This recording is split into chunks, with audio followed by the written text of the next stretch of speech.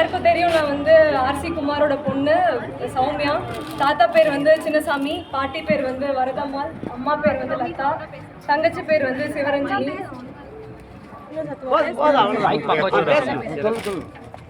எனக்கு தெரியல, இப்போ என்னை பொறுத்த வரைக்கும் நான் நினச்சிட்டு இருந்தேன் இது வந்து ஒரு சாதாரணமான ஒரு எக்ஸாமு.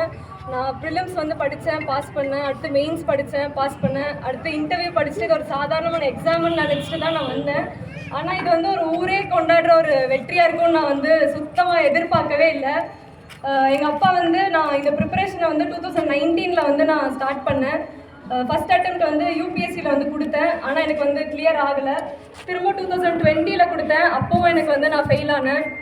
திரும்ப 2021 கொடுத்தேன். இந்த மாதிரி 4 அட்டெம்ப்ட் நான் வந்து யூபிஎஸ்சி கொடுத்தேன். 4வது அட்டெம்ப்ட் வந்து 2022 கொடுத்தேன். அப்பா வந்து ஜனவரி 31 வந்து அப்பா வந்து எங்களை விட்டு தவறிட்டார். அப்போ வந்து என்ன இதுக்கு மேலே நம்ம என்ன பண்ண போகிறோம் அப்படிங்கிற கேள்வி மட்டும்தான் எனக்கு இருந்தது. அப்போ வந்து நான் வந்து அடுத்த வந்து கண்டிப்பாக போய் தான் ஆகணும். இந்த குடும்பத்தை நான் தான் வந்து லீட் பண்ணி கொண்டு போகணுங்கிறது வந்து எனக்கு புரிஞ்சது. 2022 வந்து நான் டிஎன்பிஎஸ்சியில் ஃபஸ்ட் அட்டெம்ப்ட் கொடுத்தேன், ப்ரிலிம்ஸ் கிளியர் பண்ணேன். ஆனால் மெயின்ஸ் வந்து எனக்கு வந்து 1 மார்க்கில் போயிடுச்சு. 470 வந்து கட் ஆஃப் ஆகிருந்தது. நான் வந்து 469 எடுத்திருந்தேன். எனக்கு 1 மார்க்கில் வந்து அந்த மாதிரி போயிடுச்சு. திரும்பவும் சரி நம்ம இதை வந்து விட்டுறவே கூடாது அப்படின்னு சொல்லிட்டு 2023 நான் வந்து அட்டெம்ப்ட் கொடுத்தேன். அதில் வந்து எனக்கு வந்து ப்ரிலிம்ஸ் கிளியர் ஆச்சு, மெயின்ஸ் கிளியர் ஆச்சு. அடுத்து நான் இன்டர்வியூக்கு வந்தேன். நான் வந்து பாஸ் ஆவேன், கண்டிப்பாக எனக்கு ஒரு வேலை கிடைக்கும்னு எனக்கு தெரியும். ஆனால் நான் வந்து டெப்யூட்டி கலெக்டராக ஆவேன், மாநில அளவில் 2வது வருவேன் நான் வந்து சுத்தமாக எதிர்பார்க்கல. இது வந்து நான் கண்டிப்பாக என்னோடய அப்பாவுக்கு தான் நான் வந்து இந்த வெற்றியை வந்து நான் சமர்ப்பணம் பண்ணுவேன். அவர் இல்லைன்னா இன்றைக்கி வந்து நான் இந்த இடத்துல கண்டிப்பாக இருந்துருக்கேன். ஆனால் இன்னொன்று என்ன விஷயம்னா, குமாரன் இருந்திருந்தால் இதெல்லாம் பண்ணியிருப்பாரு, இதெல்லாம் செஞ்சுருப்பாருன்னு சொல்லிட்டு ஒரு ஊரே குமாரன்னா ஒருத்தரும் குமாரனா மாறி எனக்கு வந்து செய்கிறது வந்து எனக்கு ரொம்ப சந்தோஷமாக இருக்குது.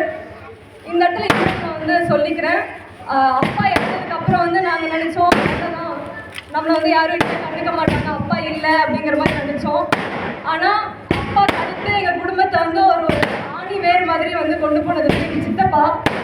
அவர் மாதிரி வந்து ஒரு தங்கமான மனசு வந்து யாருக்கும் இருக்காது, எல்லாருக்கும் வந்து நல்லவராக இருக்கணும் அப்படின்னு நினைப்பாரு. அவர் இல்லைன்னா இன்னைக்கு வந்து நம்ம இவ்வளோ தூரம் வந்திருப்போமானே எங்களுக்கு வந்து தெரியல. எனக்கு பேச வந்து நடுக்கமாக இருக்குது. ஆக்சுவலாக அவரை பற்றி பேச கூட என்னால் முடியல. இதுக்கு எல்லாத்துக்கும் எனக்கு தகுதி இருக்கான்னு எனக்கு வந்து தெரியல. ஆனால் கண்டிப்பாக நான் வந்து இதுக்கு தகுதியானதை நான் வந்து கண்டிப்பாக உங்கள் முன்னாடி நிற்பேன்னு நான் நினைக்கிறேன். எல்லாருக்கும் ரொம்ப நன்றி, ரொம்ப நன்றி.